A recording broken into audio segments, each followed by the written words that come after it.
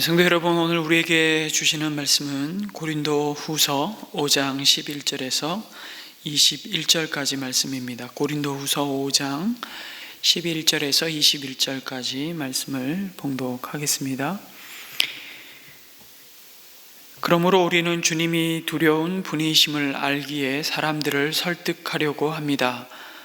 우리는 이미 하나님 앞에서 환히 드러났습니다. 여러분의 양심에도 우리가 환히 드러나기를 바랍니다. 그렇다고 해서 또다시 우리가 우리 자신을 여러분에게 지켜 세우려는 것은 아닙니다. 우리는 여러분이 우리를 자랑할 수 있는 근거를 여러분에게 드리려는 것입니다. 그래서 속에는 자랑할 것이 없으면서도 겉으로만 자랑하는 사람들에게 여러분이 대답할 말을 가지게 하려는 것입니다. 우리가 미쳤다고 하면 하나님께 미친 것이요, 정신이 온전하다고 하면 여러분을 두고 온전한 것입니다. 그리스도의 사랑이 우리를 휘어잡습니다. 우리가 확신하기로는 한 사람이 모든 사람을 위하여 죽으셨으니 모든 사람이 죽은 셈입니다. 그런데 그리스도께서 모든 사람을 위하여 죽으신 것은 이제부터는 살아있는 사람들이 자기 자신들을 위하여 살아가도록 하려는 것이 아니라 자기들을 위하여서 죽으셨다가 살아나신 그분을 위하여 살아가도록 하려는 것입니다. 그러므로 이제부터 우리는 아무도 육신의 잣대로 알려고 하지 않습니다. 전에는 우리가 육신의 잣대로 그리스도를 알았지만 이제는 그렇지 않습니다. 누구든지 그리스도 안에 있으면 그는 새로운 피조물입니다. 옛 것은 지나갔습니다. 보십시오, 새 것이 되었습니다. 이 모든 것은 하나님에게서 났습니다. 하나님께서는 그리스도를 내세우셔서 우리를 자기와 화해하게 하시고 또 우리에게 화해의 직분을 맡겨주셨습니다. 곧 하나님께서 사람들의 죄가를 따지지 않으시고 화해의 말씀을 우리에게 맡겨주심으로써 세상을 그리스도 안에서 자기와 화해하게 하신 것입니다. 그러므로 우리는 그리스도의 사절입니다. 하나님께서는 우리를 시켜서 여러분에게 권고하십니다. 우리는 그리스도를 대리하여 간청합니다. 여러분은 하나님과 화해하십시오. 하나님께서는 죄를 모르시는 분에게 우리 대신으로 죄를 씌우셨습니다. 그것은 우리가 그리스도 안에서 하나님의 의가 되게 하시려는 것입니다. 아멘. 오늘 우리가 이 시대를 살아가면서 우리는 CCTV에 둘러싸여 살아갑니다. 하루에 CCTV에 노출되는 혹시 빈도수가 얼마나 되는지 생각해 보셨습니까? 그런 조사 혹은 통계가 이루어진 것들이 있나 싶어서 인터넷을 좀 찾아보니까 마땅한 통계가 잘 보이지가 않던데, 영국 런던의 통계가 있더라고요. 일반인이 하루에 노출되는 CCTV에 노출되는 빈도가 300번이라는 수치를 보았습니다. 아마 우리 사회가 그에 못지 않을 것입니다. 서로의 안전을 위해서, 범죄를 예방하기 위해서 우리는 각종 첨단 장비들을 개발하고 이제 그 사각지대를 찾아서 또한 더 용의주도하게 범죄들이 일어나는 것을 보게 됩니다. 그런데 여러분, 오늘 사도 바울은 이 세상이 만든 그 어떤 고성능 CCTV와 비교할 수 없는 눈이 있다고 말씀합니다. 모든 인생의 삶을 그 겉과 속을 환히 드러내시는, 다 들여다보고 계시는 하나님의 눈, 그 하나님의 눈앞에 사각지대는 없다고 말씀합니다. 그러면서 사도 바울은 하나님 앞과 사람 앞에 부끄러울 것이 없는 복음의 사도로 언젠가 하나님 앞에서 자신이 행한 모든 삶과 사역이 평가받게 될 것이라고, 그것을 늘 의식하고 있다고 고백합니다. 우리는 주님이 두려운 분이심을 알기에, 그래서 조금 더 주저하거나 거리낌 없이 고린도 교회의 거짓 사도들의 가르침을 받고 바른 믿음에서 흔들리는 성도들을 설득하겠다고 말합니다. 우리가 예수 그리스도의 복음을 전할 때 우리의 모든 가르침과 삶이 하나님 앞에 감출 것이 없이 환히 드러났는데, 고린도 교회 성도들의 양심에도 감출 것 없이 환히 드러나기를 바란다고 말합니다. 그들에게 아무런 거리낌이나 속임이나 부끄러움 없이 우리가 하나님의 부르심을 따라 그 어떤 대가를 바라지 않고 거저 받았으니 거저주는, 값없이 주시는 구원의 복음을 그들에게 전했다고 말하는 것입니다. 한마디로 바울이 사도로서 본인이 고린도에 와서 자비량 선교사로 천막 만드는 일을 하면서 자신의 생활비를 충당하고 복음을 증거하며 주님의 교회가 세워지는 그 모든 사역이 가능했던 것은 14절의 고백처럼 오직 그리스도의 사랑이 우리를 휘어잡았기 때문이라고 고백합니다. 정말 미쳤다는 소리를 들어가면서도 그리스도의 십자가만을 전한 것은 바로 날마다 부어주시는 그리스도의 사랑 때문이었다고 고백합니다. 만약 나의 신념이나 열정으로 시작한 사역이었다면 환멸을 느끼고 그만두었을 것입니다. 오직 사랑하시되 끝까지 사랑하시는 그 주님의 사랑 때문에 나는 사도로 부름을 받았고 복음의 빚진 자로, 그 은혜의 빚진 자로 사역을 시작했고 또 지속할 수 있었다고 말하는 것입니다. 그리스도 안에서 새롭게 된 모든 사람의 삶의 방식이 바로 그리스도의 사랑이라고 말씀합니다. 여러분, 무엇이 우리의 삶을 지금 사로잡고 휘어잡고 있습니까? 어디까지 올라갈지 모르는 부동산 가격을 두고 우리는 거기에 너무 많은 마음을 빼앗기고 이 땅의 장막 때문에 속상하기도 하고 분노가 나기도 하고 완전히 패배한 인생처럼 부동산을 소유하지 못한 집 한 칸 넘는 사람들은 그 서름으로 인해서 뭐랄까요, 상대적인 박탈감에 의해서 하루 종일 우리의 마음이 오히려 우리의 소유에 사로잡혀 있지는 않는지 모르겠습니다. 이제 1년이 훌쩍 넘어서 여전히 코로나가 종식될 기미가 보이지 않고 이러다가는 우리 평생 마스크를 쓰면서 우린 살아야 되는 거 아닌가. 코로나 소식이 매 뉴스의 시작과 끝을 알리면서 우리는 코로나로 인한 우리 마음이 참 우울한 시간들을, 세월들을 또 보내고 있습니다.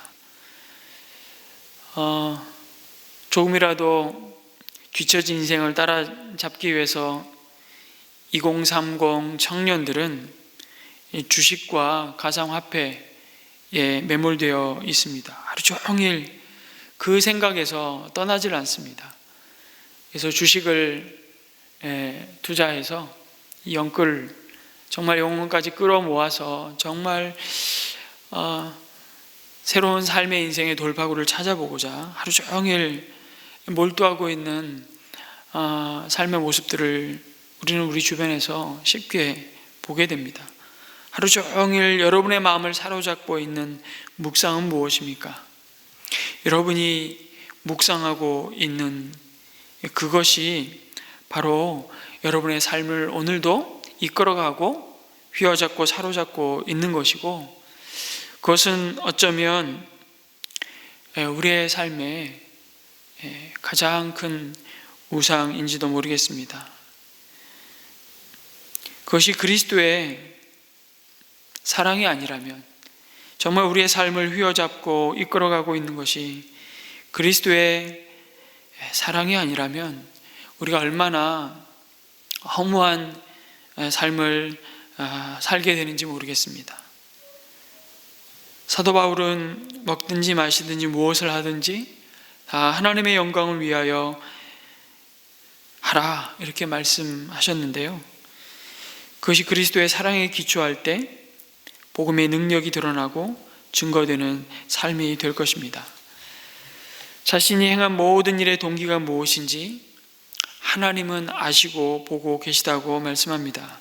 그러면서 분명히 알아야 할 것은 그런 우리가 고린도 교회 성도들에게 공격과 비난과 배척을 받아야 할 자들이 아니라 우리를 자랑할 수 있는 근거가 무엇인지를 알려주려는 것임을 사도 바울은 분명히 합니다.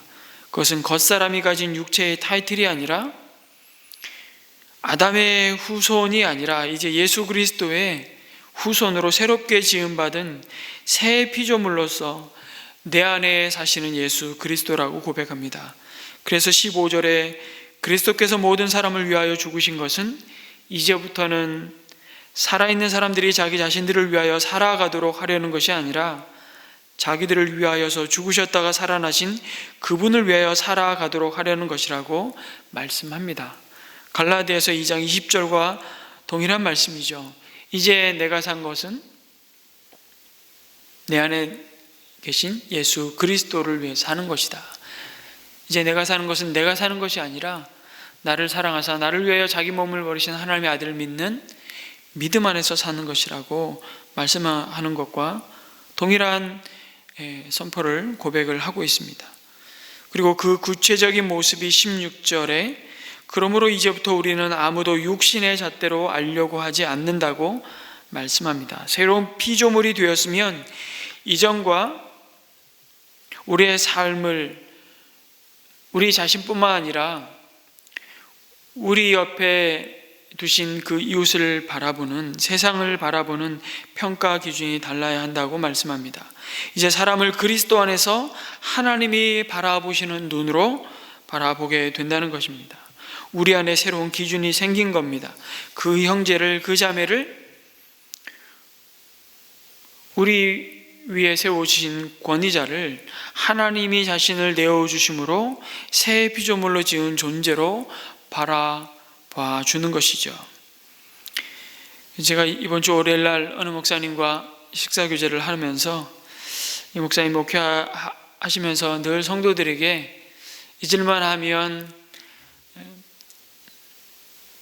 이렇게 가르치는 내용이 있는데 성도들에게 세 가지를 묻지 말라고 늘 강조한답니다. 서로가 서로를 알아가는 데 있어서 어느 학교를 나왔습니까? 그거 묻지 말고 또 대학 입시를 치는 성도들의 자녀에게 어떻게 되었냐 이런 거 묻지 말고 청년들에게 결혼은 언제 할 거냐 묻지 말라고. 이게 뭡니까? 육신의 잣대로 보지 않는다는 것입니다. 예전에 배은규 목사님이 제주도에서 청년 시절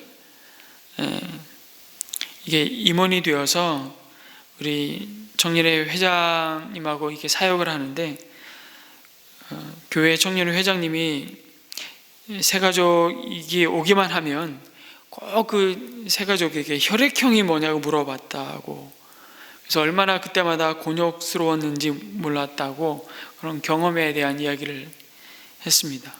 그러니까 등록을 하면 뭐 이런저런 믿음의 히스토리를 또 질문도 하는데 굳이 물어볼 별 필요가 없는 혈액형이 뭔지를 묻고, 물론 마음을 연다는 뭐 측면에서 대화를 주고받으면서 뭐 혈액형이 갖고 있는 뭐 기질이나 특징들이 있지 않습니까?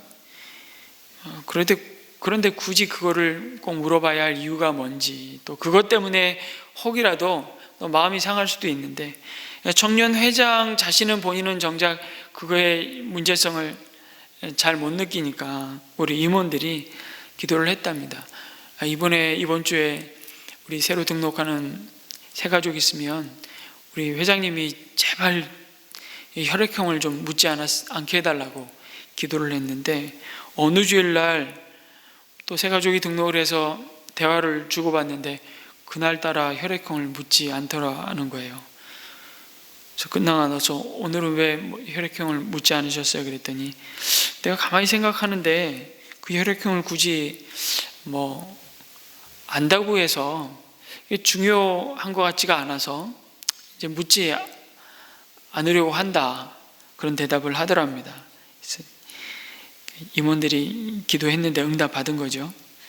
여러분, 교회 공동체가 세속화되는 것은 새 사람의 기준이 아니라 옛 사람의 기준으로 평가하고 그것으로 서로를 비교하면서 우쭐해 하기도 하고 또 여전히 속상해 하기 때문입니다. 여러분, 세상에서는 어느 잣대를 가지고 사람들을 평가하고 대우합니까? 굉장히 지식을 존중하죠. 그래서 우리 사회는 가방끈이 너무 중요한 사회입니다. 그래서 교회에서도 학위를 가졌거나 성경 공부를 많이 한 사람을 리더로 세웠습니다. 세상에서는 돈을 많이 번 사람을 소위 성공한 사람이라고 말하죠. 그런데 교회에서도 재력이 있는 사람을 리더로 세웠습니다. 세상에서 높은 지위를 가진 사람이 존경을 받습니다. 당연히 그 사람이 땀 흘려 수고한 그 일의 업적과 열매들을 우리는 굉장히 존중해야 되고 또 존경해야 되지만, 교회에서도 그 사회적 신분이 높은 사람을 그 믿음의 성숙과 상관없이 리더로 세웠습니다. 아프지만 리더의 기준을 세상적인 기준, 다시 말해 육신의 잣대로 두었기 때문에 교회가 세속화되고 교회가 하나님이 주신 복음의 영광과 능력을 잃어버리고 있지 않나 생각을 해보게 되는 것이죠. 그러면 새로운 피조물로 이루어진 공동체인 교회에서는 어떤 잣대로 사람을 판단해야 합니까? 하나님이 새로운 피조물로 만들어주신 그 목적에 따라 판단해야 합니다. 새로운 피조물의 삶의 판단 기준은 섬김이 되어야 합니다. 왜냐하면 예수 그리스도가 세상에 온 목적이 섬기기 위해서라고 말씀하셨기 때문입니다. 그렇다면 그리스도를 위하여 사는 자라고 한다면 교회에서 으뜸이 되고자 하는 사람은 모든 사람의 종이 되어야 하는 것이 당연합니다. 섬기는 사람이 목자가 되고 목자 중에서 더 섬기는 사람이 우리 장로님, 권사님이 되고 섬기는 사람이 인정받고 리더가 되면 교회는 자연스럽게 복음의 능력과 하나님이 꿈꾸시고 하나님이 기뻐하시는 건강한 교회로 세워져 갈 것입니다.